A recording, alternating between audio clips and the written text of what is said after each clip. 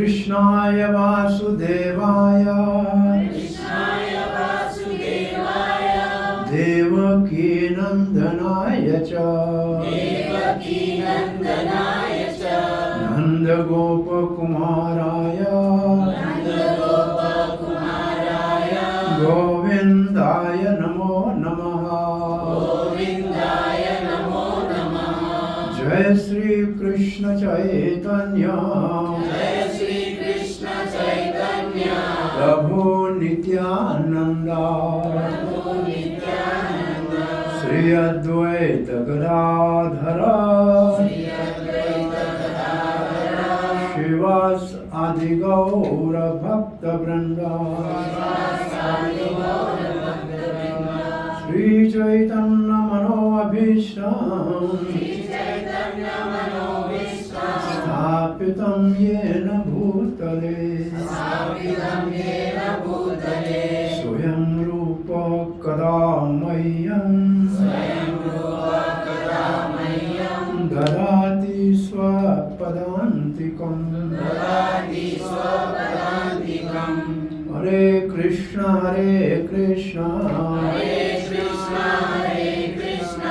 Krishna Krishna Hare Hare Hare Rama Rama Rama Hare Hare Hare Krishna, you are welcome for continuity of our Bhakti Shastri study of Nectar of Devotion, Nectar of Instruction by Srila Rupa Goswami. We are in verse number 5.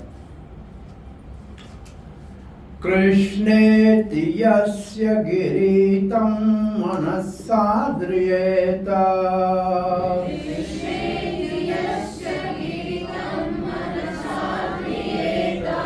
Dikshasti cheta pranitibhischa bhajanam isham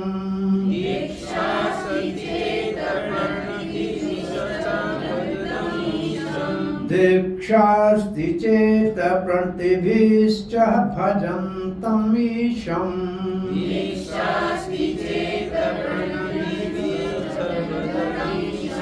Shushrusyaha bhajana vignam ananya anya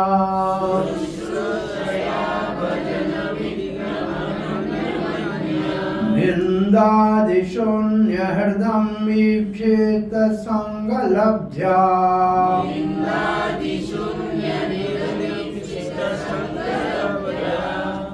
So this verse, the translation of this verse is, one should mentally honor the devotee who chants the holy name of Krishna. First line, Krishneti yasya giri tam manasya adarat. Second line, one should offer humble obeisance to the devotee who has undergone spiritual initiation diksha and is engaged in worshipping deity. Second line, dikshasti cheta prantibhi bhajantam isham. Bhajantam isham means one who worships the Supreme Lord or deity. Now, third line, and one should associate with, faithfully serve that pure devotee who is advanced in undeviated devotional service and whose heart is completely devoid of propensity to criticize others. Now, next two lines. Sushrushya means surrender service. And the best service one can render to a devotee is hearing from him. The best service we can render to the devotee is hear from him Krishna Katha. The devotee association means hearing from devotee Krishna Katha. Now, so Sushrusha means one should serve. Bhajan Vigyan Ananyam. Bhajan Vigyan Ananyam. It means one who is practicing unallied devotional service. Ananya means unallied. Bhajan means service. And Vigya means scientifically is rendering. Bhajan Vigyan, one who is advanced in devotional service. Vigyan means he is not having only knowledge but he has realization. Bhajan Vigya means one who has realization. Vigyan means realization. Gyan means knowledge and Vigyan means realization. One qualification. Second qualification, Anya Nindya Adi Sunya Hriday, one whose heart is free from criticizing others. Anya means others. Ipshit Sangha Labadya means one should eagerly aspire to associate with such devotee. It's okay? Now, connection with the verse number 4. This is on the screen. The devotee who is neither a neophyte nor a Mahabhagavat, a greatly advanced devotee, means Madhyamadikari, but is within the middle state of devotional service, is expected to, he is expected to do 4 things. To love Supreme Personality of Godhead, make friends with devotees, show favor to ignorant, and reject jealous and demonic. 4 things. And these 4 are characteristics of Madhyam Adhikari. Is it okay? Yes. In this verse, there is a brief mention of process of making loving transactions with Supreme Personality of Godhead and making friends with the devotees. So, 4th verse, 6 things. What are the 6 things? You tell, what are the 6 things in the first verse, Prabhu? 4th verse. Dadati, pratigranati, giving and taking. No Sanskrit, the normal, just your own language. Giving and receiving and prajalpa. No. Prasadam, giving and You get help from some of your friend which you like. Who is your friend you like? Huh? Prasadam. Honoring prasad and Offering. inviting others to give prasad. And 2 more. Confidentially asking and hearing. So these 6 exchanges should be done according to the verse number 5. So in this verse, there is a brief mention of process of making loving transaction with Supreme Personality of Godhead. It means love God.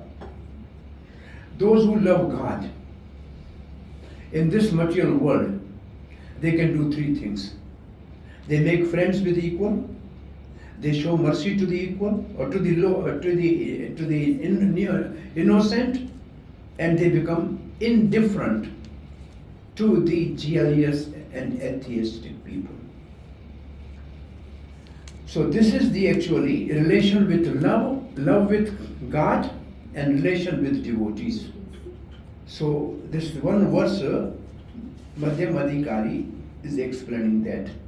In the next verse, Srila Rupa Goswami informs us what kind of Vaishnava should be selected as a friend and how Vaishnava should be served.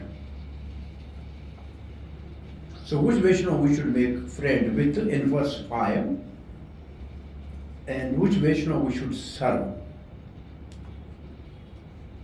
Sushrusu is the Vaishnava we serve, and which is that Vaishnava? Uttam Adhikari. And we should make friends with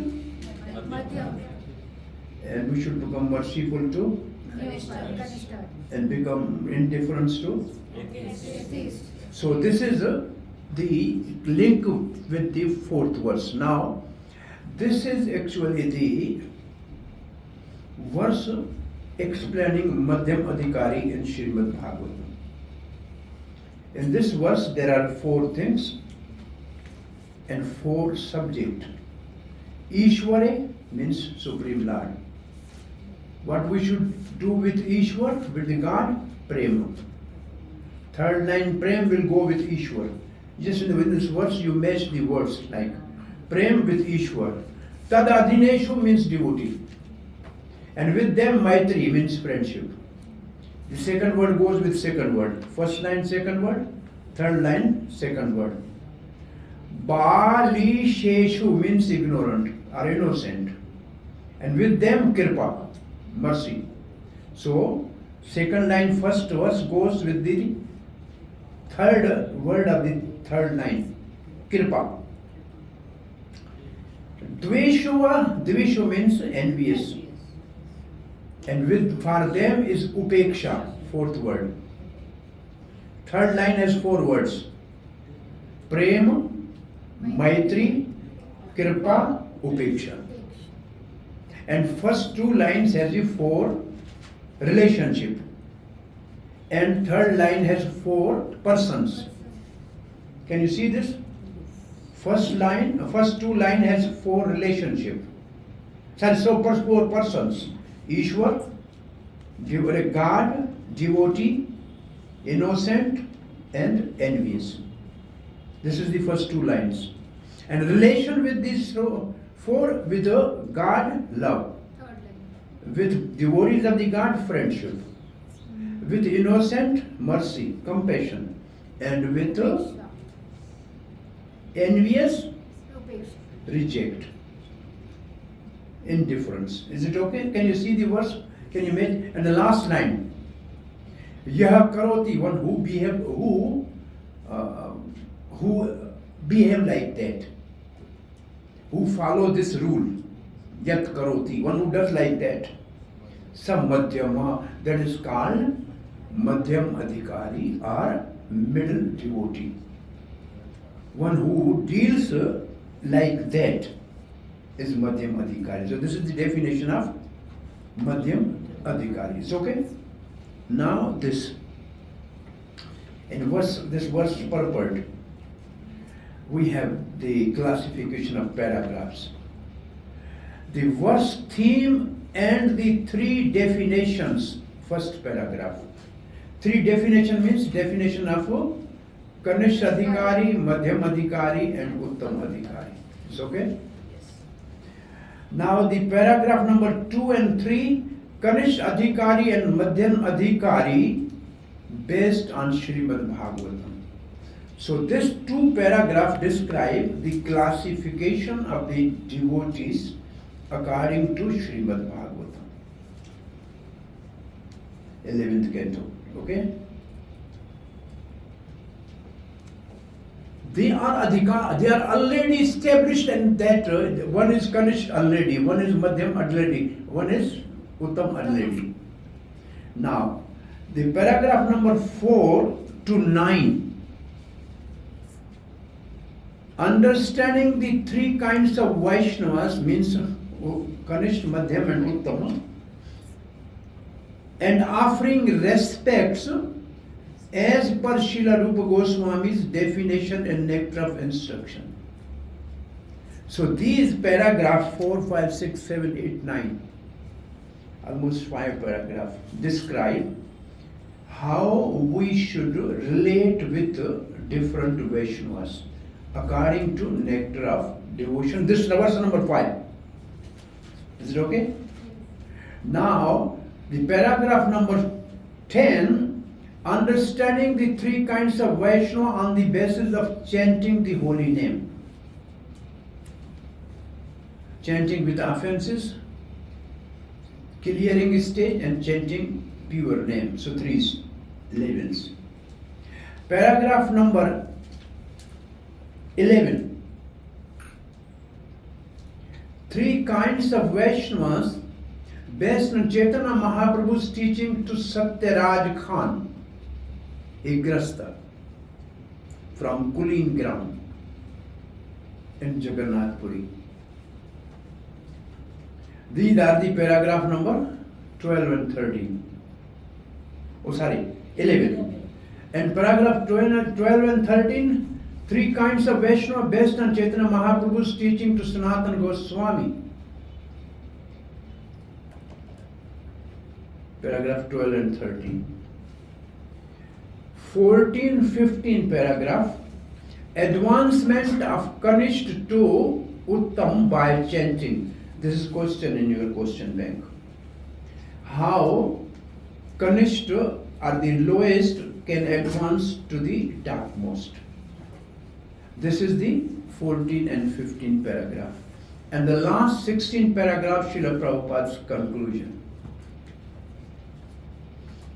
Is it okay? So, on your book, put on paragraph what is the subject in that. Because if you don't put now, you will never remember this. Understanding the terminologies, Kanishta Adhikari, Madhyam Adhikari, and Uttam Adhikari. And this is the standard. So these are the 9 stages of bhakti from the beginning to the top. The beginning is faith and the climax is love of God, prem. Now, the one who is before Shraddha or Shraddha, Sadhu Sang and Bhajan Kriya, it means getting initiation. He is Kanishta Adhikari. He is the beginner. One who goes little more, Bhajan Kriya means taking initiation, following rules, and Anarth Nivritti. It means he is clearing the all offenses. He is called Kanishta Madhyam. It means he is advancing from Kanishta to Madhyam. He is advancing. So this is because there are different level of explanation. You see, Mahaprabhu is speaking to Sanatana Goswami, Mahaprabhu is speaking to Grasta, Satyaraj Khan, Bhagavatam, nectar of instruction, nectar of devotion. Everywhere these are the same terminology. But the standard is different, therefore we have something separate. Generally you can say up till Anarth Nivritti is Kanishta. This Kanishta may be high or low. Beginner Kanishta or advanced Kanishta. Then the Madhyam Adhikari is from Anarth Nivritti to Asakti. Standard here. This is a standard. From Anarth Nivritti means clearing the offenses to the level of Asakti. And in this, the lower Madhyam is only till Nishta and Ruchi. He is clear Anarth Nivritti, but he is at the level of Nishta and Ruchi, it means the lower Madhyam. And if he has reached to Asakti, it is higher Madhyam. Now the last two, Bhav and Prem is Uttam. Uttam Adhikari is at the level of Bhav Bhakti or Prem Bhakti. But still somebody from Asakti to Bhav, Madhyam Uttam. It means topmost Madhyam. Madhyam who is at the highest level. So this is the standard terminology based on this yardstick by advancement in devotional service by Srila Rupa Goswami. Is it okay? Is it clear what is the Kanishta, Madhyam and Uttam? Now, types of person qualified for Vedi Sadhan Bhakti, Bhakti Rasam and Sindhu. Again you will get these same terminology in Bhakti Rasam and Sindhu. There are 3 types of person qualified for Vedi Sadhan Bhakti. It means they are not already Madhyam Uttam, but they are qualified for practicing Bhakti. It means they are beginner. They want to get admission in Bhakti. So Uttam, definition of Uttam, according to nectar of devotion. Shastre yukto cha nipuno sarvatha dृढ़ निश्चयः प्रौढ़ः शरधो अधिकारी यः स भक्ताव उत्तमो मतः. The person who is skillful in scripture and logic, shastre yukto cha nipuno, completely firm in his belief, sarvatha dृढ़ निश्चयः, with a deep faith, parauda shardhau adhikariya, is considered qualified as uttam in Vaidhi Bhakti. So how many things are there? Number one is scripture. Knowing the scripture in depth and able to logically present it. Two things. Then he has a very strong faith and firm conviction. Nobody can shake him. He is Uttam Adhikari. Bhakti Rasamrita Sindhu, again nectar of devotion. Madhyam Adhikaris, Yaha Shastra Adishu Anipuno, is not very expert in scripture. Shardhavam Saha, but he has a firm faith.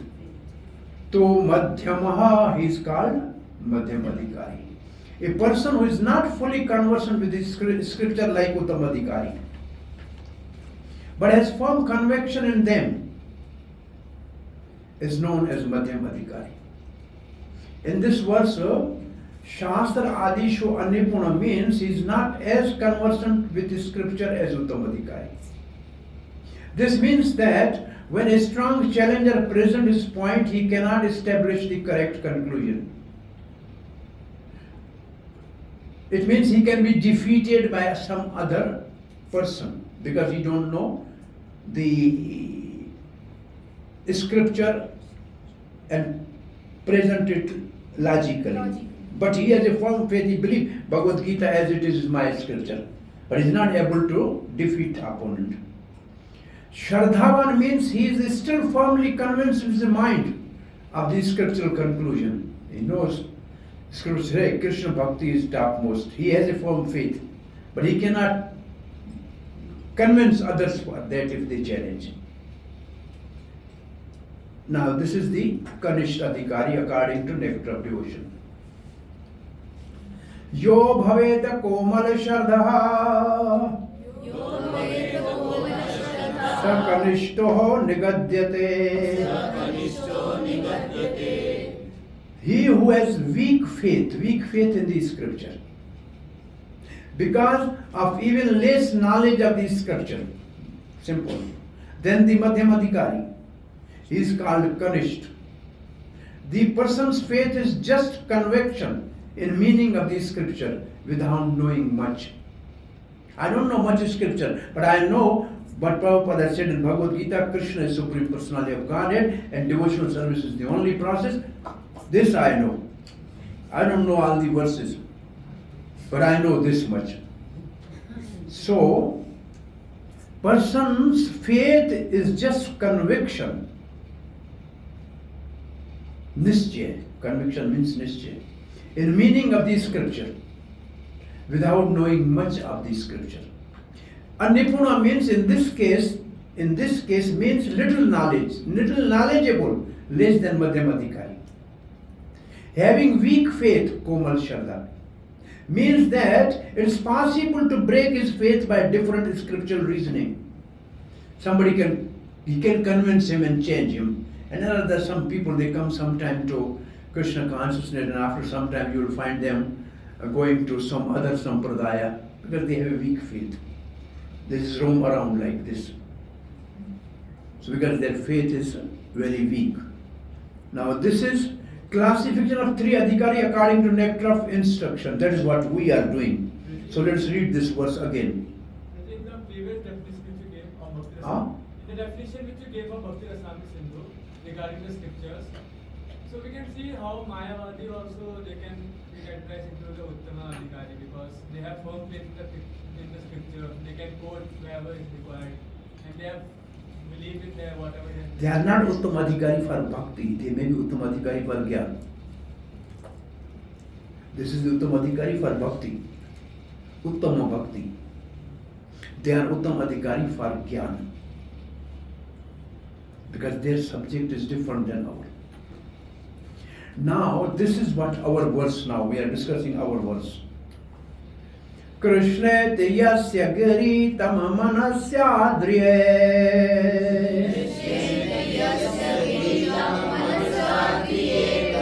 Dikshasti Cheta Prantibhischa Bhajantamisham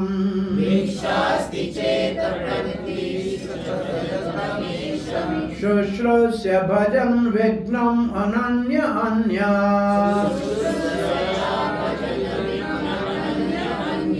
Nindadi Sunya Hrdepsheta Sangha Labdhva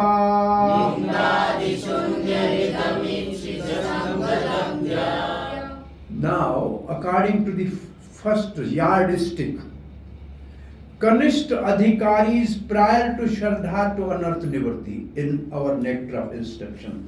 Prior to Shraddha means still he has not, his faith is not yet started. He is just coming in the temple. Prior to Shraddha to Anarth Nivritti, this is the Kanishta level.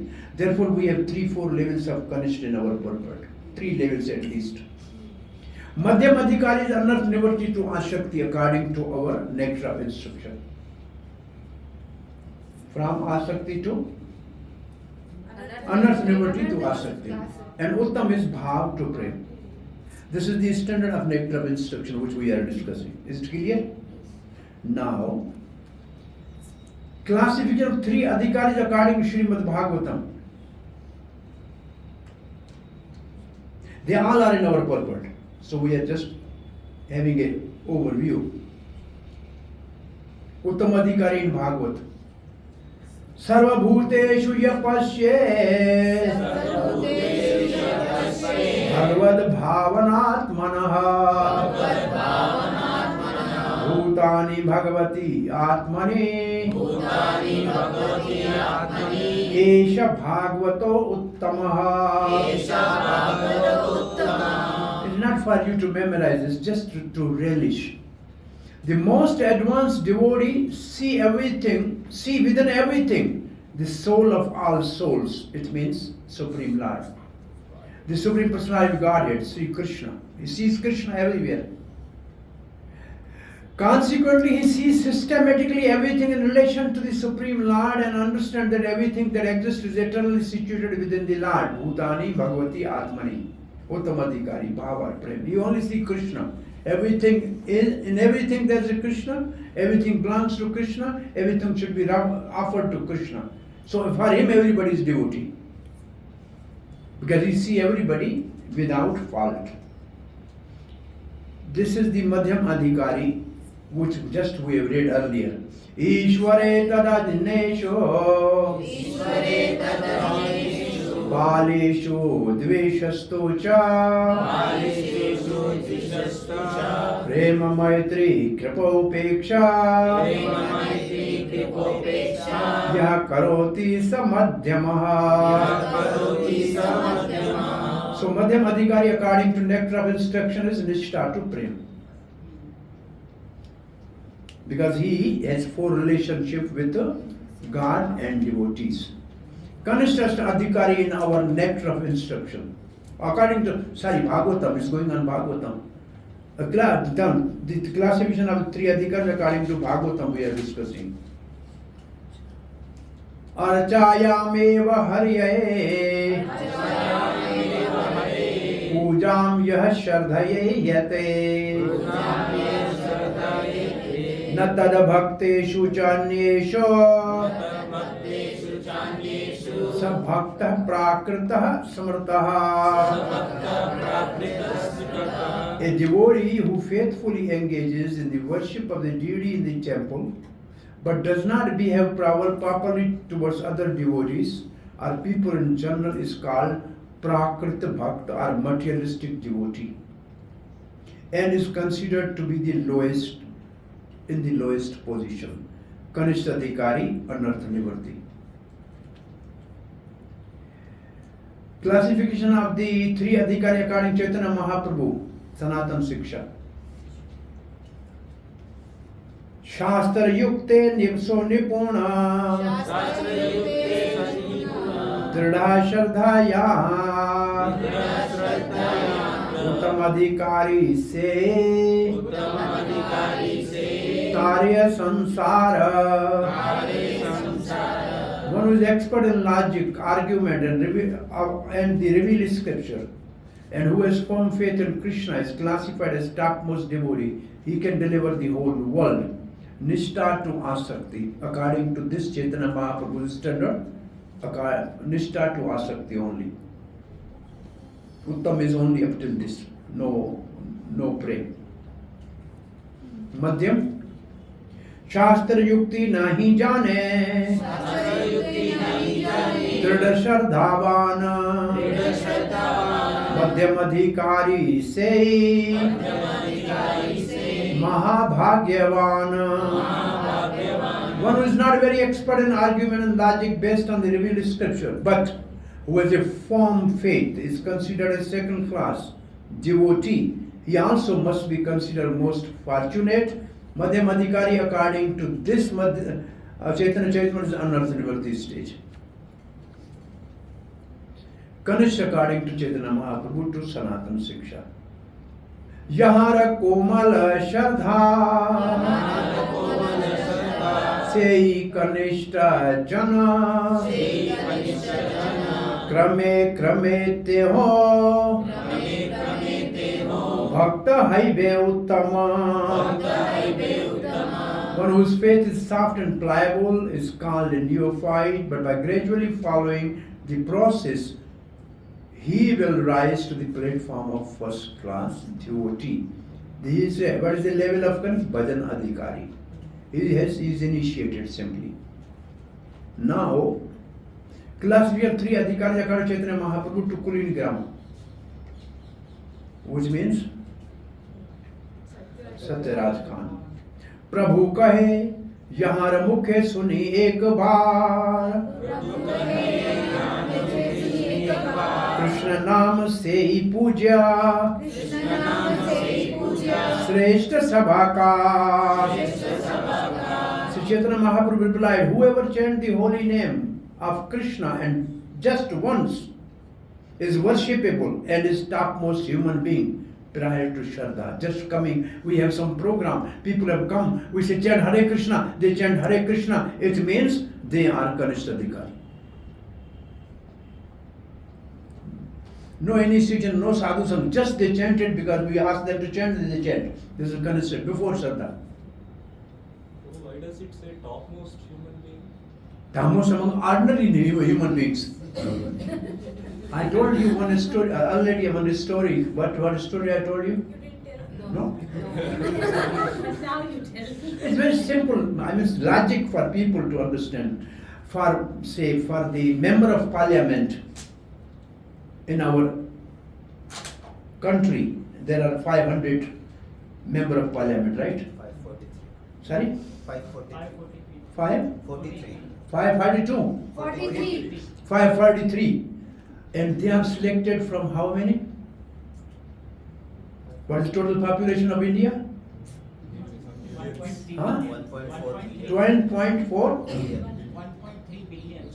12.4? 1.4 billion. 1.4 billion. 1.4 billion. Out of 1.4 billion, 543 are selected as member of parliament. It means among the non-believers, among the believers, among believers, karmis, fruitive workers, among jnanis, the speculative knowledge, among yogis, hardly 543 are devotee. You understand what I am saying now? Now among these 543, one is Prime Minister, is Uttam Adhikari. One is a defense minister, he is Madhyam Adhikari. And the one is a minister for sport, is a Kanishta Adhikari. But they are all member of parliament. So it means they are all devotee. So it means this classification is one among million. You understand what I'm saying now? This Kanishta is better than Jnani, better than Yogi. So this is story for, it's like out of whole country only 543 are selected. And among the 43, we have Kanishta, Madhyam and Uttam. Not among the all. It's not among all population of country. Only among 543, we have 3 categories. So devotees are very rare. Among the devotees, these are, it means Kanishta is better than great yogi. Our Kanishta, new bhakta, is more dear to Krishna than greatest yogi, greatest jnani, or greatest philanthropist. He is more dear to Krishna because he is devotee. Is it clear? So this classification among the devotees, not other even transcendentals, they are above all those. Is it okay? Prabhuji, Yes. Kanishta, What is your name? Mahaprabhu Kripa. Mahaprabhu Kripa. Yes. Is it how much it is really important to be well versed in scriptures to become the Mahabhagavata or Uttamadhikari? Because sometimes it says that one who even doesn't know about scriptures but a very pure devotee through the services, that can be also Uttama devotee. Know the essence of the scripture. And essence of the scripture, Vedesha Sarve Aham Ev Vedyu. So essence of all Veda is to serve Krishna. One who is serving Krishna, he knows all the scripture. He knows conclusion. But then again, among Uttam Adhikari, we have 2 categories. One is Bhajananandi, another is Goshti Anandi. One is only is in the mood of simply always chanting holy name and not criticizing anybody, not mixing with anybody. Like Gaur Kishodas Babaji was like that. But then we have Bhaktisiddhanta Saraswati, a line preacher and defeating everybody and kicking in their face all the Mayavadis and all that. He's a Uttam Adhikari. But he was Goshti Anandi, preacher. So both, they both way. One was not knowing any word of the scripture. He has only 2 books with him of Vishnu Chakravarti Thakur. And he said with 4 annas you can get Krishna Prem. That means with 25 paisa you can get Krishna Prem. That was the price of those 2 books. Prem Vivarta, something, there are 2 small books if you find out. Gaur Kishodas Maharaj, Baba keep with him. But he was the spiritual master of the most learned personality, Bhaktisiddhanta Saraswati. So one was an expert in argument and one was expert in topmost devotion. Both are Uttam Adhikari, but their function was different. For preaching purpose, Uttam Adhikari has to come to the Madhyam Adhikari, otherwise he cannot preach. He is Uttam, but he has to come to the level of Madhyam. Because then only he can preach, and otherwise he cannot preach. For him, otherwise everybody is devotee. Like Bhakti, like Gaur Kishodas Babaji, everybody is devotee. Why should I waste my time? I should just simply love Krishna, that's it. There is a different level of Raghunath Das Babaji, always chanting, no business. Only he was talking with the devotees, not with anybody else. But his practice is, they are like Uttam Adhikaris, they are Uttam Adhikaris. Some are preachers and some are Bhajananandi. So here, this Kanishta, according to the Mahaprabhu, is prior to Shraddha, beginner. In our nectar of devotion, we'll find, nectar of instruction, we'll find this. Madhyam, according to Chaitanya Mahaprabhu, is Krishna नाम निरंतर यहार वदने से वैष्णव श्रेष्ठ भज तहार चरण. A person who is always chanting holy name of the Lord is to be considered the first class Vaishnava, and your duty is to serve his lotus feet. Nishtha to prem. Madhyam adhikari is nishtha to prem. That was prior Shraddha, it means to unearth nivritti. Nishtha to prem. It means Madhyam is very high. He's chanting all times holy name. Every time when he speak, only speak. Krishna Naam Nirantar, continuous. Yara Vadane means on his tongue. Uttam, according to the Chaitanya Mahaprabhu here. Yara Darshane Mukhe. I say Krishna Nama. Tahare janiye tumi. Vaishnava Pradhana. A first class Vaishnava is he whose very presence makes other chant holy name of Krishna. If you see him, don't say Hare Krishna. Because he makes everybody to chant Hare Krishna. By seeing him, you chant Hare Krishna. This Uttam Adhikari, he is at the level of Prem. Already he is in Prem Bhakti. So now we have this charts, and we have already given you classification of three Adhikari according to various books. So what is the standard? Standard is same, Shraddha to Prem. But which book says what from where to where, that you can see. These charts are with you. Now we are coming to the paragraph number 4. So let us read the 3 paragraph first, okay? So reading the paragraph first. In order to intelligently apply the sixfold loving reciprocations mentioned in the previous verse, one must select proper person with careful discrimination. These lines you have to memorize, right? Because this is your question. Why should we differently behave with Vaishnavas? This is the answer. In order to intelligently apply these sixfold loving reciprocations mentioned in the previous verse, one must select a proper person with careful discrimination. Why? Because to reciprocate 6 exchanges. 6 exchanges, okay?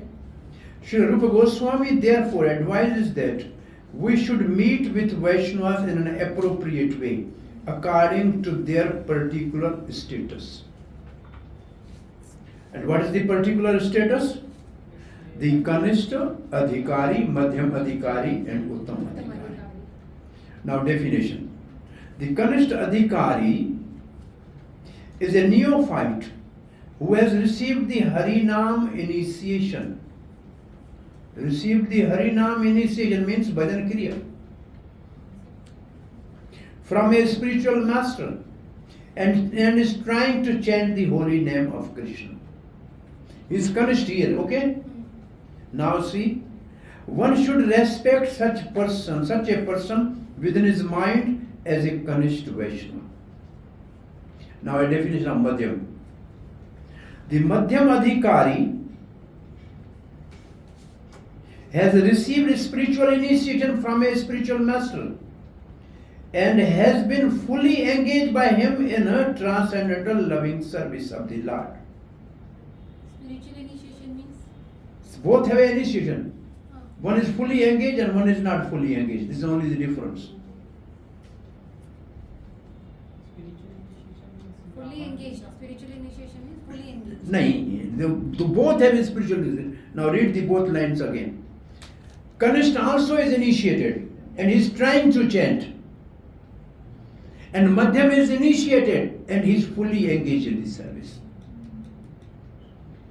Now, how we classify this actually? We classify mostly all our congregation, they are initiated, but they are not fully engaged in Krishna consciousness. They are doing their business. They are maintaining their families. They only trying to chant Hare Krishna and follow rules. And there are fully engaged devotees in the temple. 24 hours they are only serving. So this is the difference between the two in our ISKCON setup. Is it clear? One is Kanishta and one is Madhyam. But simple definition. Therefore, we should respect mentally those who have initiated but trying to chant. But what we should do with Madhyam, he will say now. One should respect such a person within the mind. Finished. Madhyam Adhikari.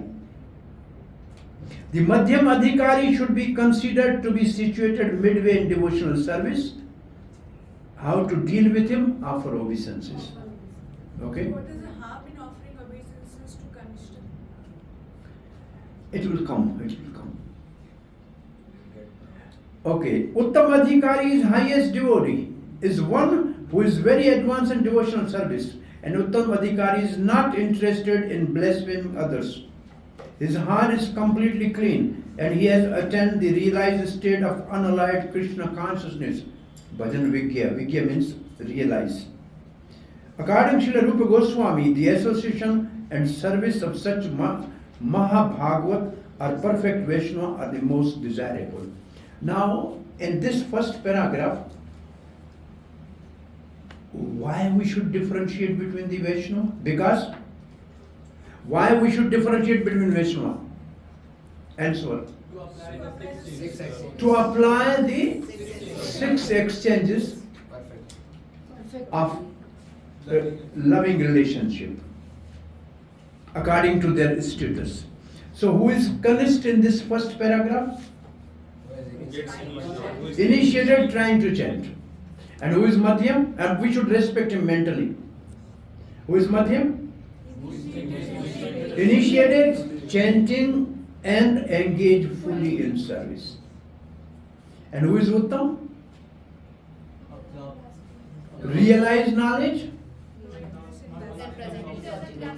of Krishna consciousness and not disrespecting any.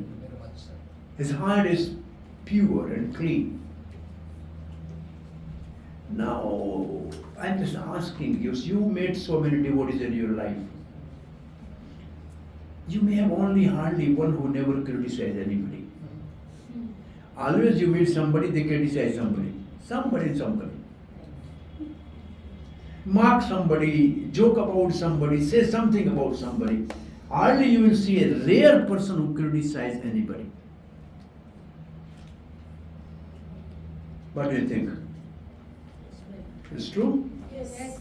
It's a very rare person who keep quiet, never criticize anybody. Very high levels. This is one of the criteria. He is a Uttam Adhikari. You mean both in front of them or behind their back? What? You mean both behind their back and also in front of them? Both? Behind back generally. I mean, most of us always have a fault finding mentality. Uttam is only find the good things. Like Prabhupada never found fault in all hippies coming to him. Half-dressed, drunkard, what not.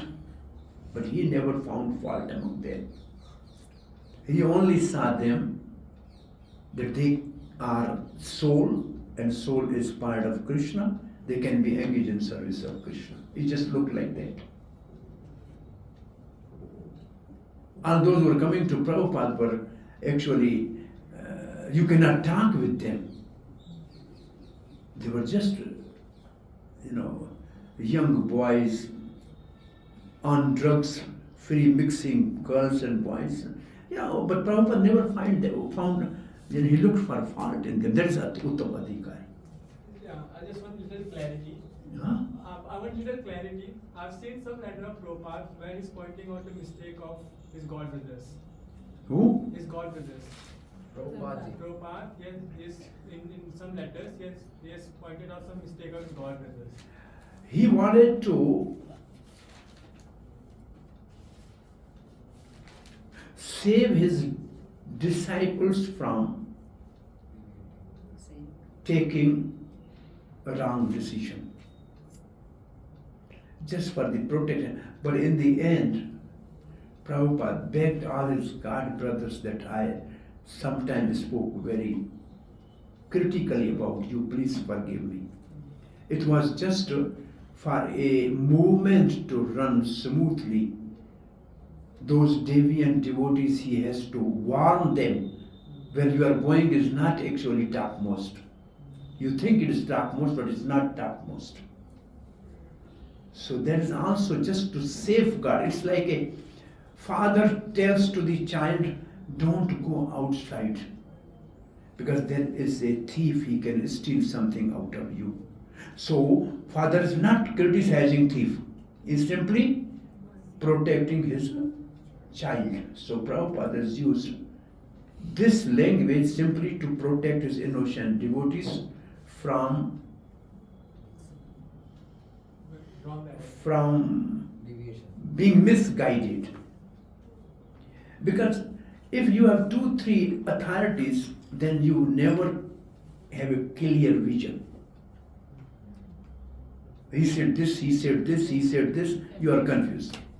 So Prabhupada never wanted them to be confused. He wanted them to go, because he is very small time. Prabhupada had hardly 11 years. So he had to act in a way to protect the. It's like that. I have just tulsi outside planted. I have fence, but still some dog is coming or something trying to destroy it. I have to be very critical about chase the dog. It's like that something. You understand? One devotee, Srila Prabhupada's disciple in Bombay, when in the night Prabhupada used to translate, there were so many dogs barking. So his duty was all night chase the dogs. So when a dog comes there, he used to chase. 1 month Prabhupada was there. Now Prabhupada was leaving Bombay, so he went and said, Prabhupada, now what is my duty? He said, now you chase the 2-legged dogs. It means those who are coming and barking as envious people in ISKCON, you now you chase them. Not 4-legged, but 2-legged dogs. So point is, there are 2 ways to do this. One is to criticize your own disciple to correct them. That is not criticism. To criticize somebody simply to protect your own children. That is not criticism. It's not to humiliate somebody, but to protect my own children from going on wrong path. So,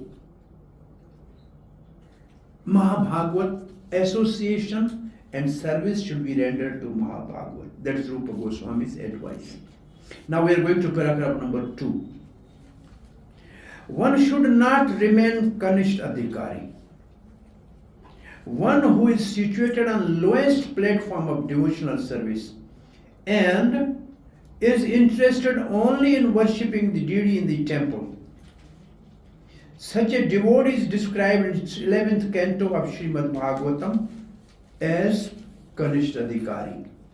We have discussed this verse already. Can you see? Archyam, this must be Archyam Chahayam Eva Haryai Pujam Yaha Shabdayayita. But we discussed this verse.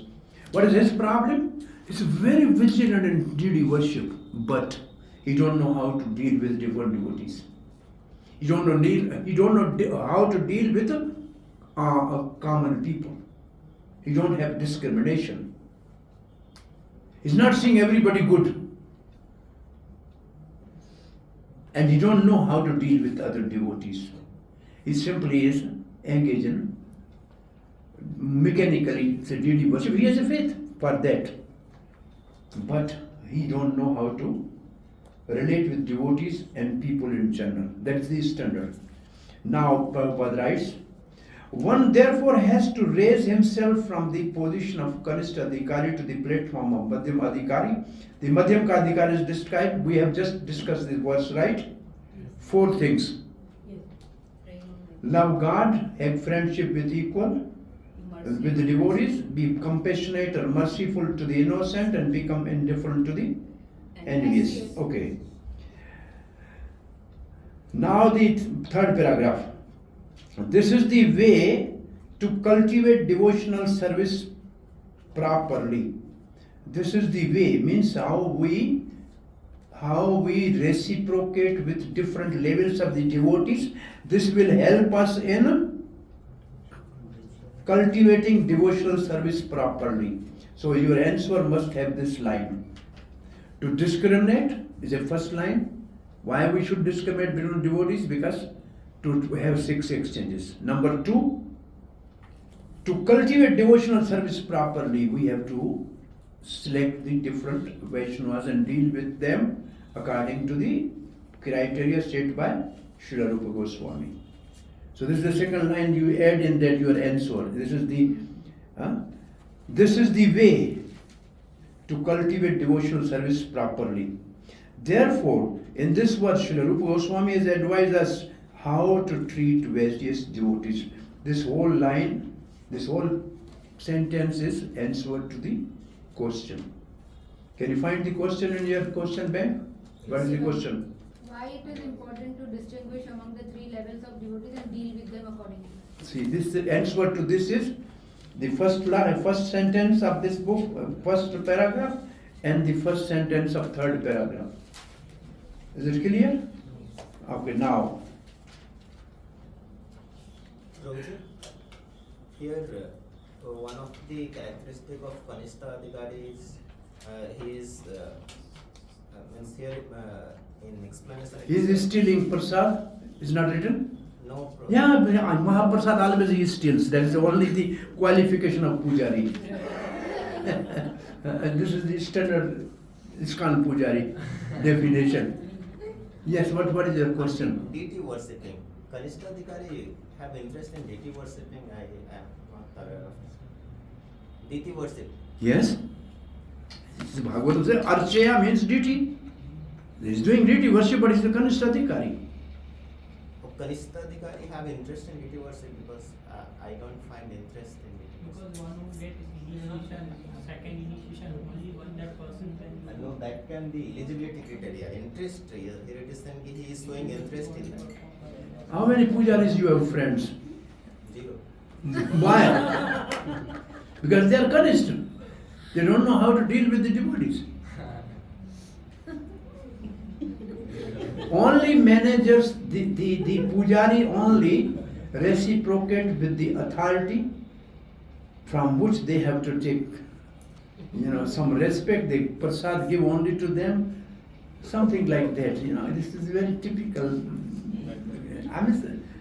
We have to respect puja. They are Brahmanically initiated. They are high level devotees, but somehow they are put in this level by Bhagavatam. What can I do?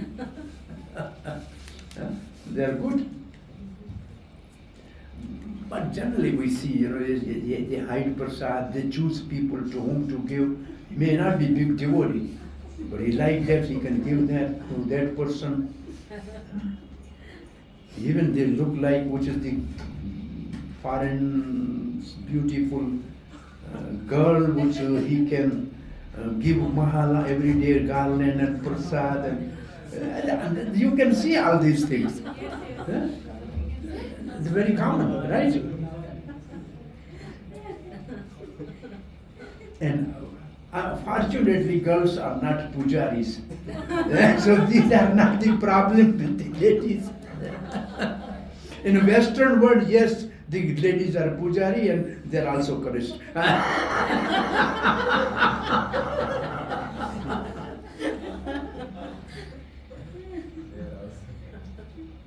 And whatever reason it may be, deity worship was for Dwapar Yuga. It means they are outcast. They are from a different Yuga.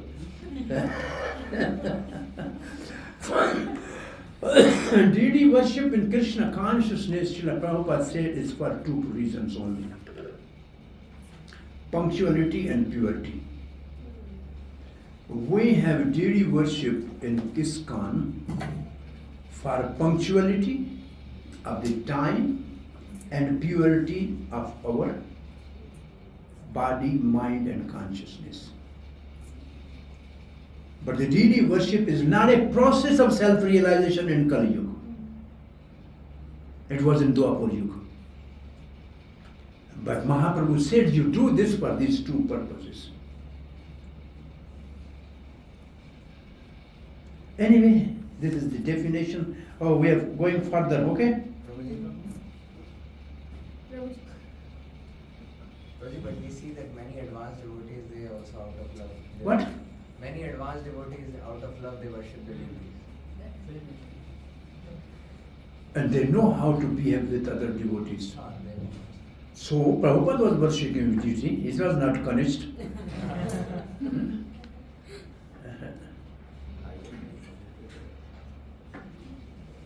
See, spiritual master's business is to engage the devotee in worshipping of deity. So Shringharan Nityanana, what is that verse? Sri Vigyara Nityanana, Shringharti Madnan Marjanado. So this is necessary for Guru to teach the disciple. So it's not that all the pujaris are Kanishta. There are Kanishta pujaris, there are Madham pujari, they may be Uttam pujari also. Deity worshippers is not that all are in the same category, but generally. Therefore now we are coming to the other level of Kanishta. Come see this paragraph, maybe fourth I think. This is here on the screen. Now see on the screen. Madhyam Adhikaris dealing with three type of Kanishta Vaishnava in our book. Now we are reading this. Paragraph number 4. Okay? Prakrit Sahajya. Now we have reached to this sentence. See this? Now open your book.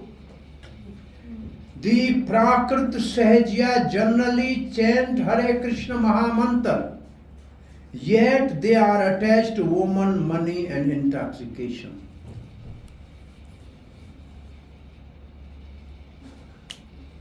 Such people should be respected within mind, but their associates should be avoided. Okay? Although such persons may chant the holy name of Lord, they are not yet properly purified. Such people should be respected within mind, but their association should be avoided. Can you see this question? Yes. Now, who is the person who deal with them? Madhyam Adhikari. He is the first type of Prakrit Sahajya. He is a Kanishta. He is chanting. But he is still interested in money, woman and intoxication. Why Prabhupada has written this? Because there were some people, they are coming there, they are chanting Hare Krishna, they got the beats, but still they were mixing with the girls, they were taking drugs, at least smoking, something like that. And they wanted to really make money. So these are Sahajya. Sahajya means taking cheaply. Sahaj means easy or cheap. So they are cheap devotees. Prakriti means materialistic. Prakriti means materialist, Sahajya means cheap. They are cheap materialistic devotees. They are cheap materialistic Kanishta devotees. Now what is the second type of Kanishta devotee? Innocent. Now come to the second type. Those who are innocent, number 2. In your book you write number 1 from this line. Sahajya. These Prakrit Sahajya number 1. Number 2, the innocent. Those who are innocent is number 2, Kanishta Adhikari. But simply carried away by the bad association. So he is chanting Hare Krishna. but is carried away by bad association, should be shown favor if they are eager to receive proper instruction from pure devotee. So this is our second. Can you see the chart? Innocent. Show favor if they are eager to receive proper instruction from pure devotee. And here pure devotee means Madhyamadikari, a preacher. Now third neophyte now. So we have 3 neophyte in our purport, paragraph number 4. It's okay? So see the third one. See. But those neophyte, number 3, write number 3 in your book. In here, paragraph put 1, 2, 3. Yes. 3 level of neophyte, okay? But those neophyte devotees who are actually initiated, not initiated only, actually initiated. It means they were serious for taking initiation. There are 2 types actually people they are taking initiation. Some are forced by management, go take initiation. Yes. They are not serious in taking initiation. They are like goats you can bring to this, like that. They take, you take the goat, then you have to take initiation, He's not really serious about that, but you have asked him to come, so he came. You don't know what is initiation. There are some things like that, it happens. If the spiritual master is really powerful, he can transform. But if his Madhyamadikari are Kanishta, then they both will be always shaking.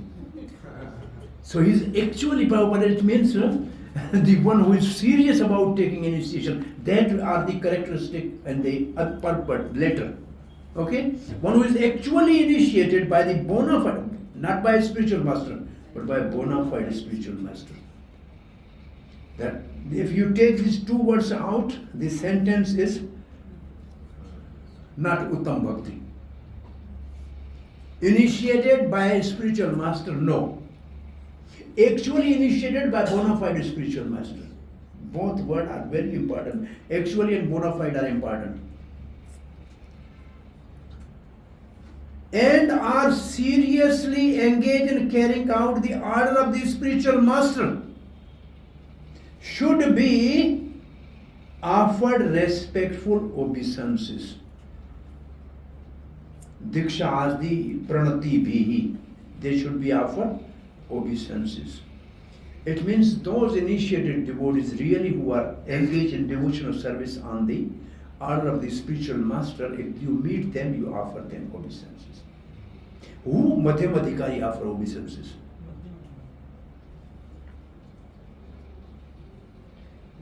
Prabhuji, in one of your value classes, you mentioned that in your time, back in your time, the culture was as such that in the morning program everyone used to offer obeisances. So how do we understand that? Because everybody who's coming to Mangal Aarti is at least above Kanishta. And a good Kanishta. Is it this level of Kanishta at least? But those devotees to whom there was no outsider in those days. Those devotees were living in the temple. They all were of the same age, of the same, they are like friends. So every day to offer obeisance to our friend devotee is a culture.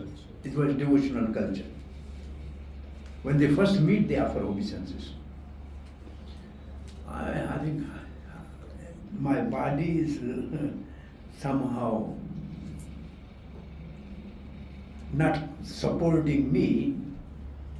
In 2001, I was in Kumbh Mela, Prayagraj. It was winter. My asthma was bad and I could not really sit. And one Prabhupada's disciple who is not now with us, Radha Kund Das was his name. And he was very enthusiastic type of devotees, So he came and he offered obeisances. And he offered obeisance to me. I was actually junior to him, but he, is it because he learned that culture. But I could not really go down. My position was that he said, now in ISKCON people has forgotten to honor the Vaishnava by offering obeisances, he actually he told me like, why did not reciprocate by offering obeisances? But when I got up, then he said, I understand you have health problem. So my point is, in those days, it was a culture. If you don't bow down, it's an offense. Actually, in an army, there's a rule. If somebody salutes you, you have to salute. If you don't salute, there's a court martial. It's the army rule. So somebody bow down, then you bow down. If you don't pay obeisance, then you are offensive. That's what considered offensive. I know most senior Vaishnavas in our movement,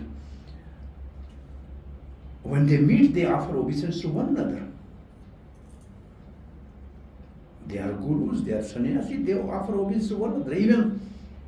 Even some advanced devotee, he may be Krishna, but when he offers obeisance to guru or sannyasi, they also offer obeisance. I have seen many times. So this was a culture, old culture. Now it's not culture. That was I told you.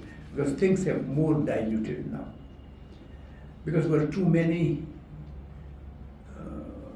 It was overcrowding always leads to this type of little slackiness in our practices. Okay, now 3 type of neophyte is over. This neophyte, one should offer respect to obeisance. So this para 4 has 3 type of Kanishtadhikari, and how to deal with them is different. Sahaj, say, Prakritik Sahajya, materialistic cheap devotee, innocent devotee, carried by bad association. He's chanting, but it's carried by bad association. And the actually initiated by bona fide spiritual master and engaged in the devotional service. These are 3 Kanishta in our purpose, okay? Now we are going to the next paragraph. Bona fide Vaishnavas. Understanding the 3 kinds of the Vaishnava and offering respect as per Rupa Goswami's definition in Nectar of Instinct, para number 4 to 9. Now we are in paragraph 5. So in paragraph 5 we have something which we will read and then come here. Okay? Let us read first this, then we can find out in our paragraph. Okay? Madhyam Adhikari dealing with the bona fide Vaishnavas. When a neophyte devotee is actually initiated, just we read. When a neophyte devotee is actually initiated and engaged in devotional service by the order of the spiritual master, he should be accepted immediately as the bona fide Vaishnava. Obeisance should be offered unto him. Other side. Out of many such Vaishnavas, one may be found to be, number 1, very seriously engaged in service of the Lord, and strictly following all the regulatory principles, chanting the prescribed number of rounds on the japa beads, and always thinking of how to expand the Krishna conscious movement, should be offered respectful obeisances. So there are 2 levels. It means one is more or less Kanishta, and the other is almost Madhyam. So now let's read about this paragraph number 5. In this Krishna consciousness movement, a chance is given to everyone without discrimination of caste, creed, or color. Everyone is invited to join this movement, sit with us, take prasad, and hear about Krishna.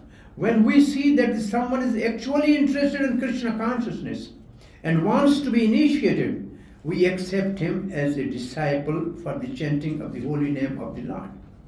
When a neophyte devotee is actually initiated and engaged in devotional service by the order of the spiritual master, he should be accepted immediately as a bona fide Vaishnava, and obeisance should be offered unto him. So this is our first category here. Now second category. Out of many such Vaishnavas, one may be found to be very seriously engaged in the service of the Lord, and strictly following all the regulatory principles, chanting the prescribed number of rounds on the japa beads, and always thinking of how to expand the Krishna conscious movement. Such a Vaishnava should be accepted as an Uttam Adhikari. He's an Uttam Adhikari. As a Uttam Adhikari, Prabhupada writes here. We have not written here Uttam Adhikari. It should be Uttam Adhikari. We have to add in this slide. It's considered Uttam Adhikari, a highly advanced devotee, and his association should always be sought. So it should be offered respect, obedience. No, he is a Uttam Adhikari. We have to change this to here. We have to accept him as a topmost Vaishnava or Uttam Adhikari, and we should seek his association and render service unto him. Okay? Now we are going to paragraph number 6. Prabhuji, here Prabhupada is telling one have to aspire from neophyte. Prabhupada is telling that we need to from that neophyte Kanishta stage we have to try to move from Kanishta to Madhyam. So here, what is the essential activity one must perform? This will come in next paragraph. Wait for a while, okay? The process by which the devotee become attached to Krishna is described in Chaitanya Charitamrita, Antyalila. The process by which a devotee becomes attached to Krishna. And what is the process? Initiation. And the definition of initiation in Chaitanya Charitamrita by Chaitanya Mahaprabhu. And then there's another definition by Srila Jiva Goswami.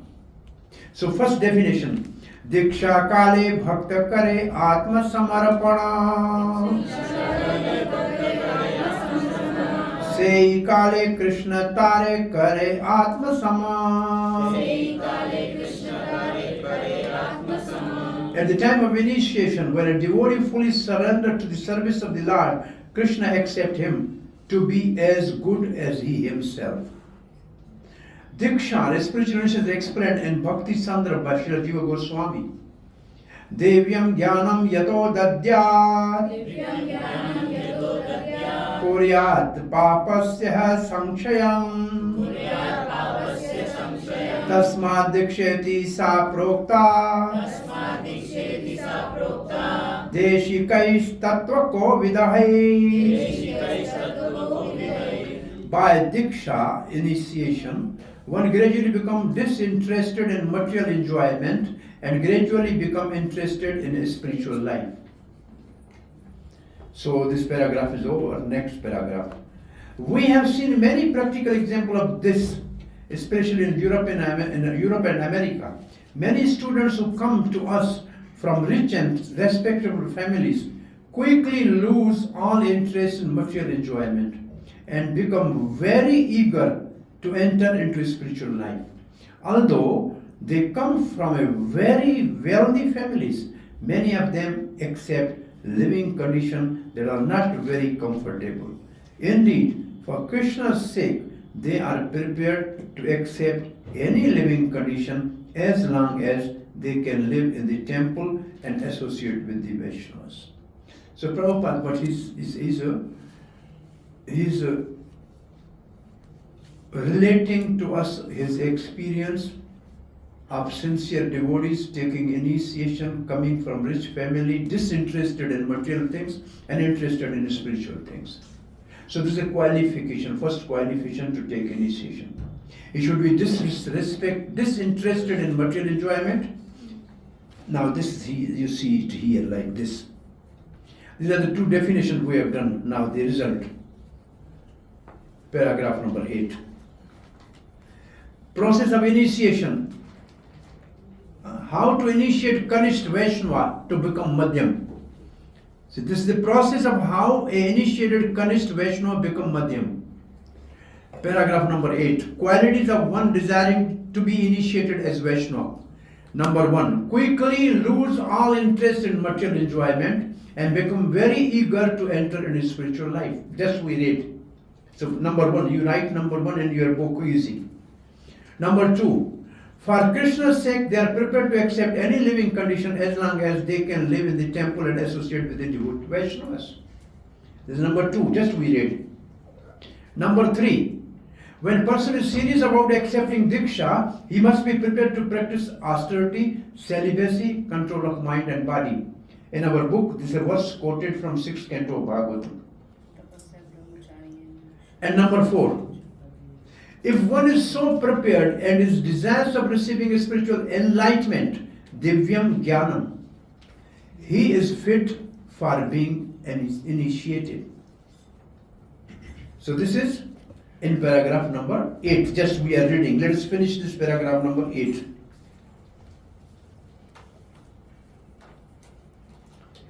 So we reach this. For the advancement of spiritual life, 6 Bhagavatam 6:130. Tapasa brahmacharyam samena cha damena cha. This is what we have seen. This is the third. Okay? Third qualification for initiation. If one is so prepared and is desirous of receiving spiritual knowledge, Devyam Jnanam, he is fit for being initiated, number 4. Okay? Divyam Jnanam is technically called Tadvigyan. Now Prabhupada is saying, what is Tadvigyan? A knowledge about the Supreme. Tad means Supreme. Whenever there is the word Tat, anywhere in Bhagavad Gita, Tat, it means Supreme. Tadvigyanam sagromeva abhigaccheta, another verse from Bhagavatam. When one is interested in the transcendental subject matter of the absolute truth, he should be initiated. Such a person should approach a spiritual master in order to take Diksha. Srimad Bhagavatam 11:3-21. Also prescribed, Tasmat Gurum Prapadyeta Jigyasu Shriya Uttamam. When one is actually interested in the transcendental science of the absolute truth, he should approach a spiritual master. So our paragraph number 8 is over. Now paragraph number 9. How initiated Kanishta Vaishnava progress to Madhyam Vaishnava? This is the now list. Paragraph number 9. One must be Jigyasu. First is one must be Jigyasu, means inquisitive. Very much inquisitive to learn from bona fide spiritual master. The inquiry, what he should inquire. Inquiries one makes should strictly pertain to transcendental science, Shriya Uttamam. The inquiry should be about the absolute truth and how to awaken love of God. It should be all transcendental, no mundane inquiries. Number 2. When one is actually initiated by one of his spiritual master and when he seriously engaged in the service of the Lord, he should be accepted as Madhyam Adhikari. Now we are reading our book. One should not accept a spiritual master without following the instruction. Without following his instruction. I want a spiritual master, but I don't want to follow his instructions. In Bhagavad Gita, 2nd chapter, Arjuna is saying, Sishyasti am sadimam, I am your disciple, please instruct me. Krishna says, fight, he says, accept this, I can accept everything. Accept this, I can accept. And Krishna was laughing and chastising. So you want to be a disciple without following the instruction. Arjuna is a good example in the beginning. You know, he said, I will not fight, I am your disciple. I will not fight. So, one should only accept a spiritual master if he is ready to obey his instruction. Guru Mukha Padma Vakya. Whatever he says, that is life and, what's called life and soul for me. Okay, next.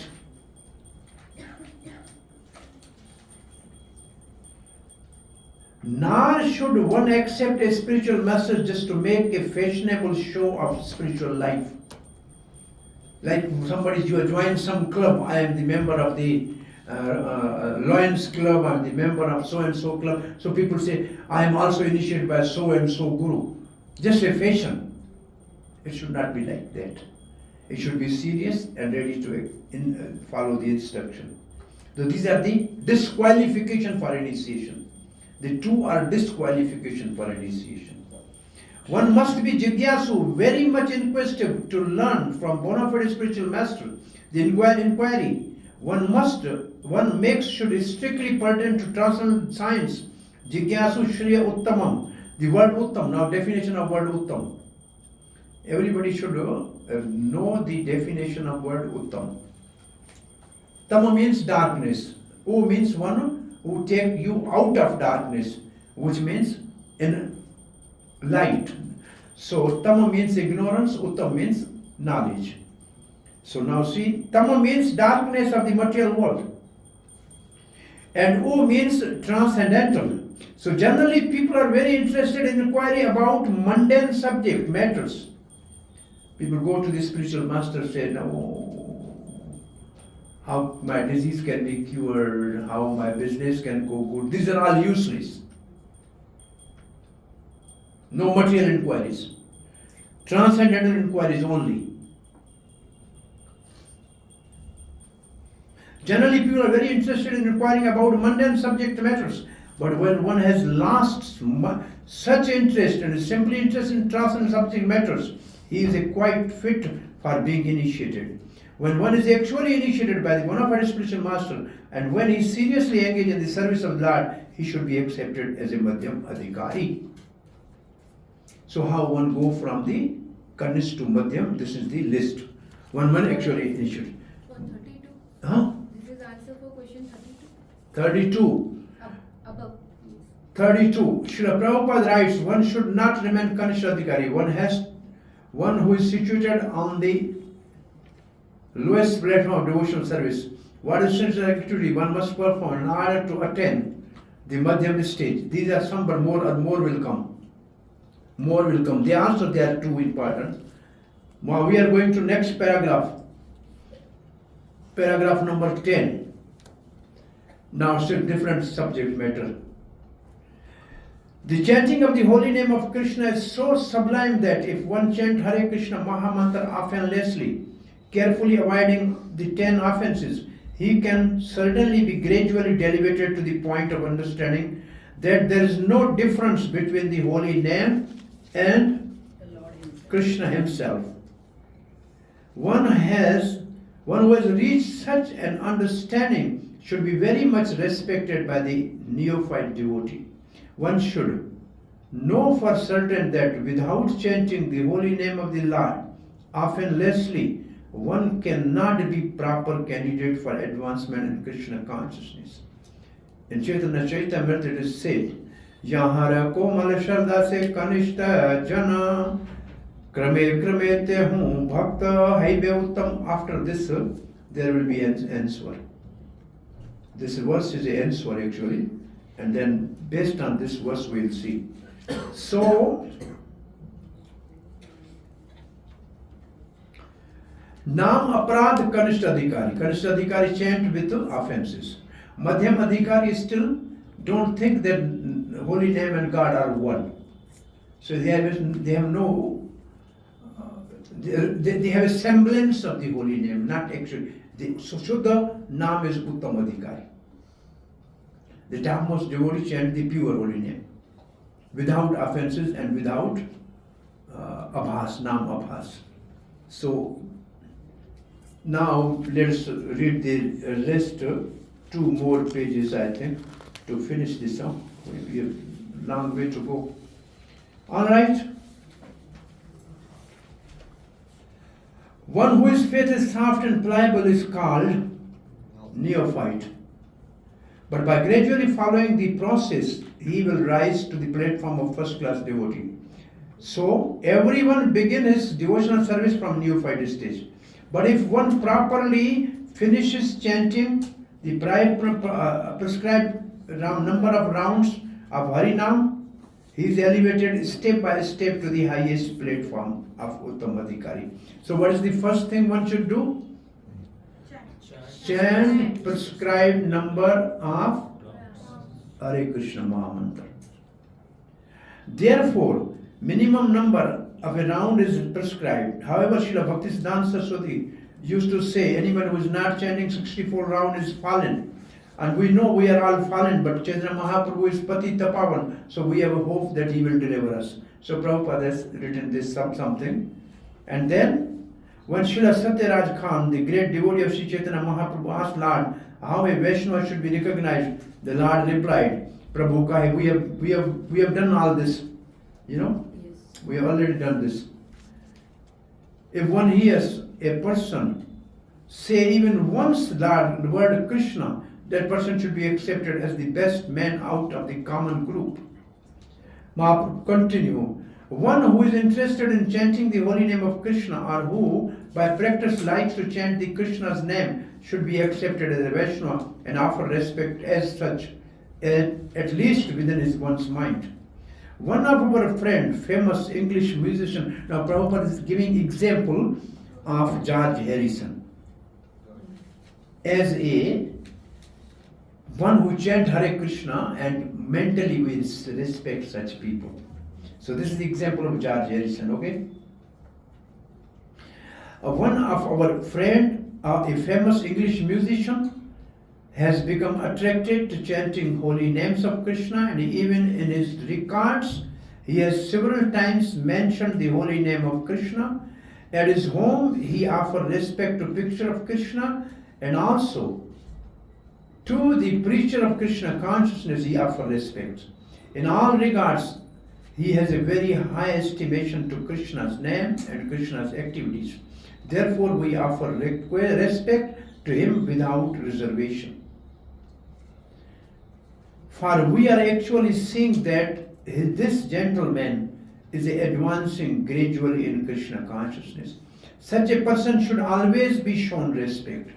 The conclusion is that everyone who is trying to advance in Krishna consciousness by the regularly chanting the holy name should always be respected by Vaishnavas. On the other hand, we have witnessed that some of our contemporaries who are supposed to be the great preachers have gradually fallen into the material conception of life because they have failed to chant the holy name of Lord. So most important for our advancement from Kanishta to Madhyam is regularly, offenselessly trying to chant the prescribed 9 rounds. While giving instructions, Sanatana Goswami, Lord Chaitanya Mahaprabhu divided devotional service into 3 categories. A person, say this is Shastra Yukti Nahi Jane Drada Shardhavan Madhyamadhikari Sehi Ma Bhagyavan. We have done this verse, okay? So after the translation I am going. Such a person is very fortunate, okay? A Madhyam Adhikari is a Shardhavan, a staunchly faithful person, and is actually a candidate for further advancement in devotional service. Therefore, Chaitanya Chaitamrita says, Shardhavan Jana hai, Bhakti Adhikari, Uttam Madhyam Kanishta Shardha Anuswari. One becomes qualified as a devotee on the elementary platform, the intermediate platform, and highest platform of devotional service according to the development of Shraddha. Again in Chaitanya Charitamrita it said, Shraddha Shabde Vishwas Kai Sudrida Nishay Krishna Bhakti Kaila Sarva Karma Krita Hai. By transcendental service to Krishna, one automatically performs all subsidiary activities. This confident, firm faith, favorable to the discharge of the devotional service, is called Shraddha. Shraddha, faith in Krishna, is the beginning of Krishna consciousness. Faith means a strong faith. Now, Prabhupada is giving example of faith in scripture. Which is scripture? Bhagavad Gita. The words of Bhagavad Gita are authoritative instruction for faithful men. Whatever Krishna says in Bhagavad Gita is to be accepted as it is without interpretations. This was the way Arjuna accepted Bhagavad Gita. After hearing Bhagavad Gita, Arjuna told Krishna, Sarvam etad ritam mane yadvatam yadamam vadasyati Keshava. O Krishna, I totally accept truth as truth all that you have told me. This is the correct way of understanding Bhagavad Gita, and this is called Shraddha. It is not that one accepts a portion of Bhagavad Gita according to his own whimsical interpretations and then reject another portion. This is not Shraddha. Shraddha means accepting instruction of Bhagavad Gita in their totality Especially that last instruction, Sarvadharman Parityajamam Ekam Sharanam Vaja. Abandon all variety of religion and just surrender unto me. When one becomes completely faithful in regard to this instruction, one's strong faith becomes the basis of advancing in Krishna consciousness. When one is fully engaged in chanting of the Hare Krishna Mahamantra, and gradually, now this is the highest level now.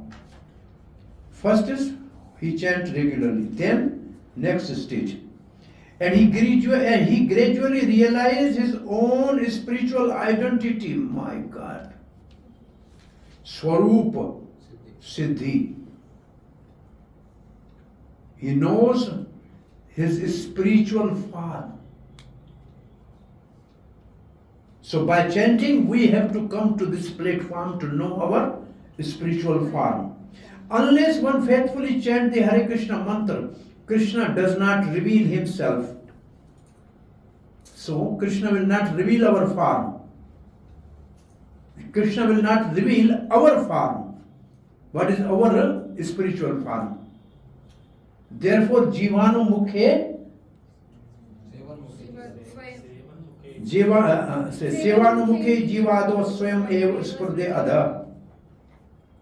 Bhakti Samit Sindhu. We cannot realize Supreme Personality Krishna by any artificial means. We must engage faithfully in the service of the Lord. Such service begins with the tongue, which means that we should always chant the holy name of the Lord and accept Krishna Prasad.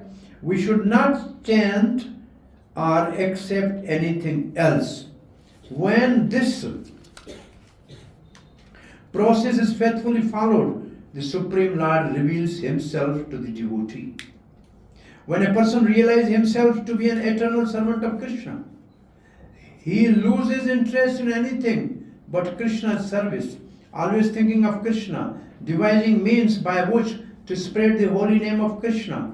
He understands that his only business is in spreading Krishna consciousness movement all over the world. Such a person is to be recognized as Uttam Adhikari. And his association should be immediately accepted according to the 6 processes, the Rati Pratiganati. Indeed, the advanced Uttam Adhikari, Vaishnava, devotee should be accepted as a spiritual master. Everything one possesses should be offered to him, for it is enjoined that one should deliver whatever he has to the spiritual master.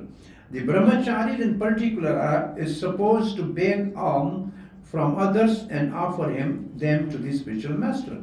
However, one should not imitate the behavior of an advanced devotee or a Mahabhagavat without being self-realized. For by such imitation, one will eventually become degraded. Conclusion. In this verse, Srila Rupa Goswami advises the devotee to be intelligent enough to distinguish between Kanishta Adhikari, Madhyam Adhikari and Uttam Adhikari. The devotee should also know his own position and should not try to imitate a devotee situated on a higher platform. Srila Bhaktivinoda Thakur has given us some practical hint to the effect that an Uttam Adhikari Vaishnava can be recognized by the ability to convert many fallen souls to Vaishnavism. One should not become a spiritual master unless he has attained the platform of Uttam Adhikari. A neophyte Vaishnava or a Vaishnava situated on the intermediate platform, means Madhyam Adhikari, can also accept disciples, but such disciple must be on the same platform. And it should be understood that they cannot advance very well towards the ultimate goal of the life under the insufficient guidance. Therefore, a disciple should be careful to accept Uttam Adhikari as a spiritual master. Now here ends our purport. Thank you. Hare Krishna. Exactly at 1 o'clock we finish verse number 5. What is written here is 2 things to remember, which is at which stage we are, and why we should know the different level of the Vaishnavas, because we have to take initiation. we should try to find out the Uttam Vaishnava to take initiation if really we want to advance in a spiritual life. But Madhyam can also become a spiritual master. But he can take us only to the level of Madhyam. He cannot take beyond that. So, from Kanish to Uttam, step by step, by chanting regularly, offenselessly, by fully engaging in the devotional service under the guidance of a spiritual master, and always trying to spread the Krishna conscious movement, then he can come to the stage of Madhya.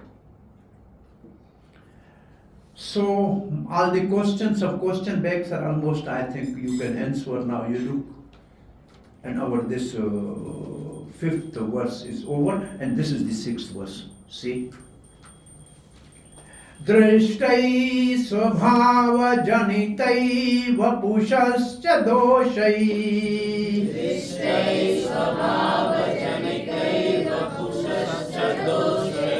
न प्राकृतित्वम् इह भक्तजनस्य पश्ये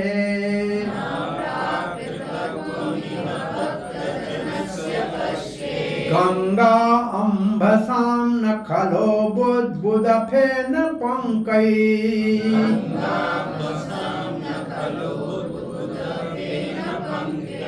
ब्रह्मद्रवत्वम् अपगच्छति नीरधर्मैः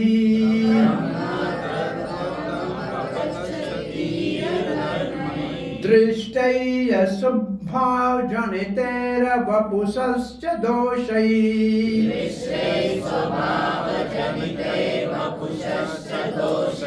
न प्राकृतित्वमिह भक्तजनस्य पश्ये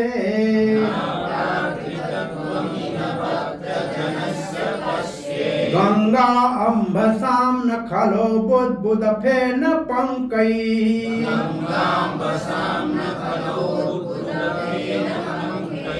ब्रह्मद्रव्यम् अपगच्छति नीरधर्मैः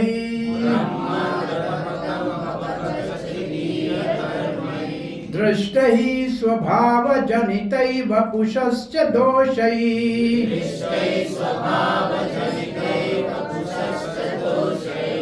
न प्राकृतित्वमिह भक्तजनस्य पश्ये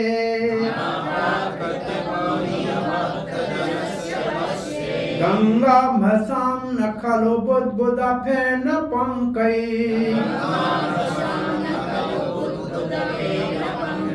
ब्रह्मद्रव्यत्वम् अपगच्छति नीरधर्मैः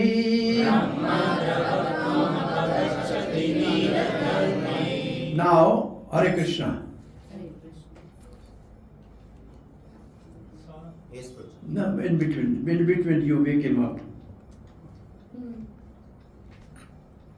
You will drown in Ganga if you sleep. We are speaking of Ganga. Ganga Ambasam means water of Ganga. Ambasam means water. Na khalu budbuda fen pankai. If you see in rainy season in a water of Ganga, if there are some bubbles, there is some foam or some mud. What you call pankai means actually mud. It's like sandy water, muddy water. Okay. But still we should say that Ganga is Brahma Dravitam. Ganga is coming from Karan Sagar.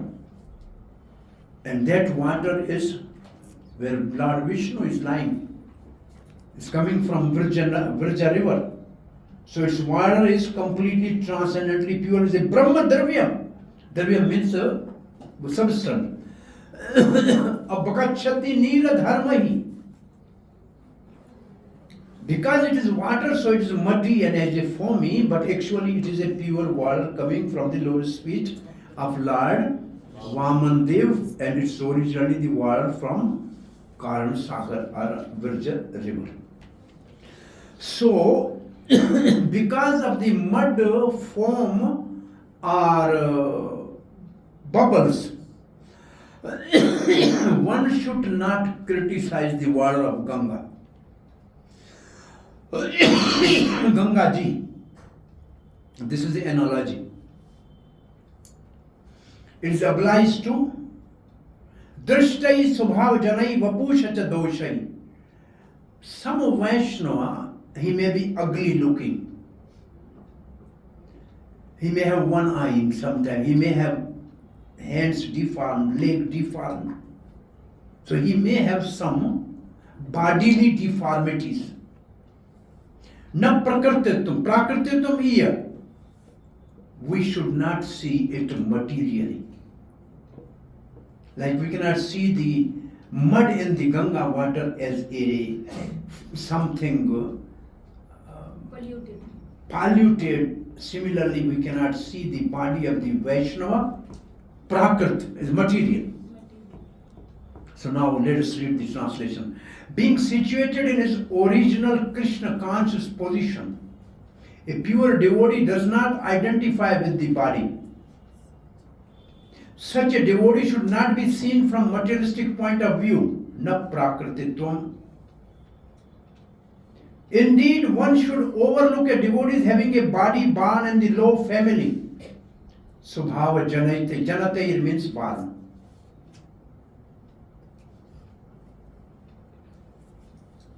A body with a bad complexion, 2. Number 3, a deformed body, and number 4, disease or infirm body.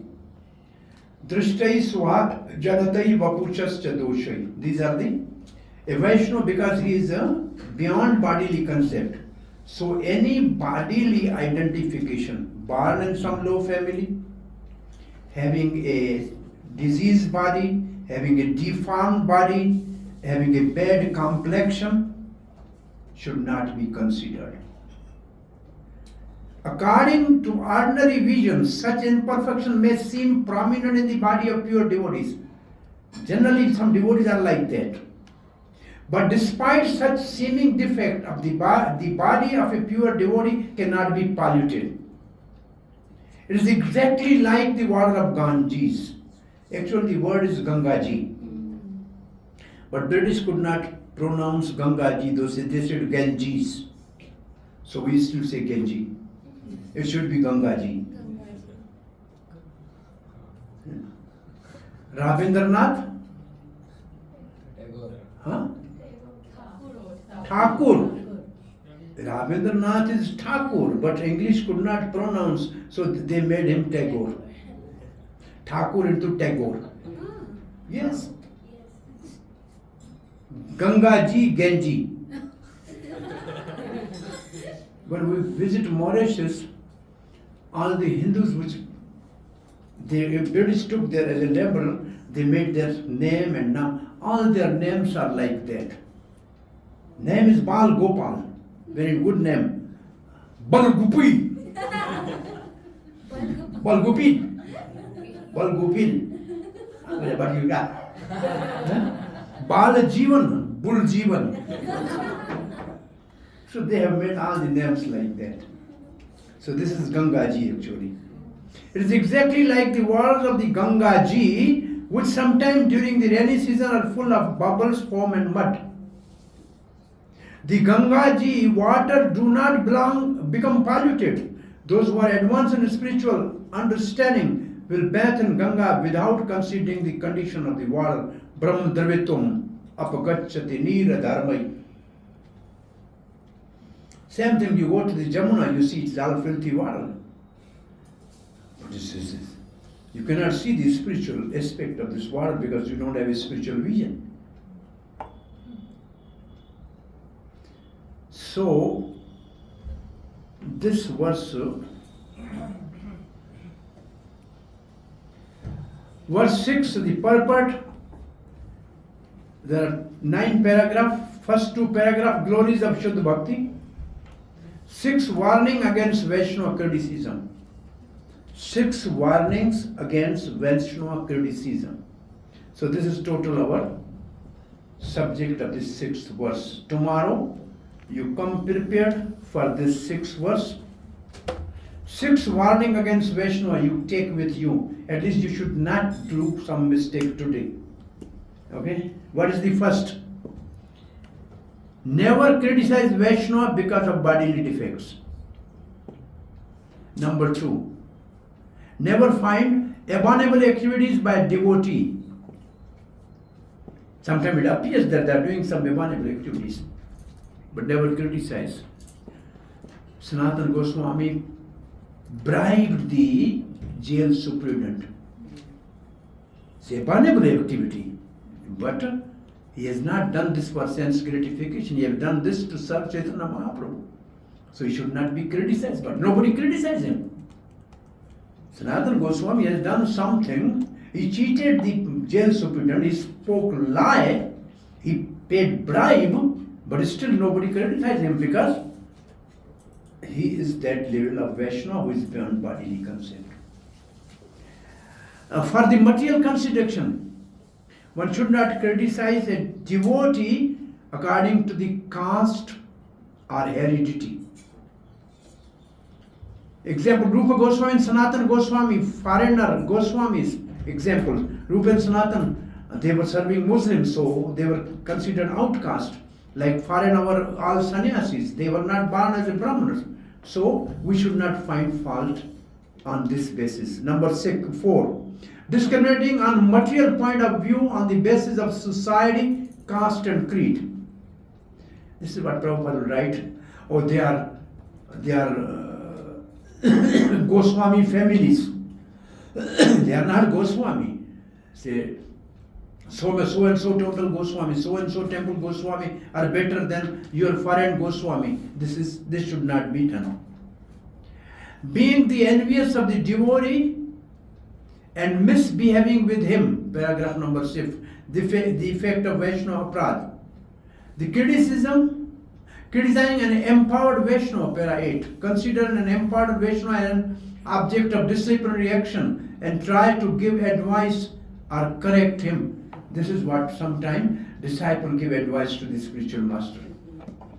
These are some questions in your question bank. So tomorrow we will discuss verse number 6. And if you have any question or comment, you come. Shuddha Bhakti tomorrow we'll see. Today you do whatever Bhakti you want to do. Tomorrow we'll do Shuddha Bhakti, okay? But today you avoid the offenses to the Vaishnavas. Thank you very much. Hare Krishna.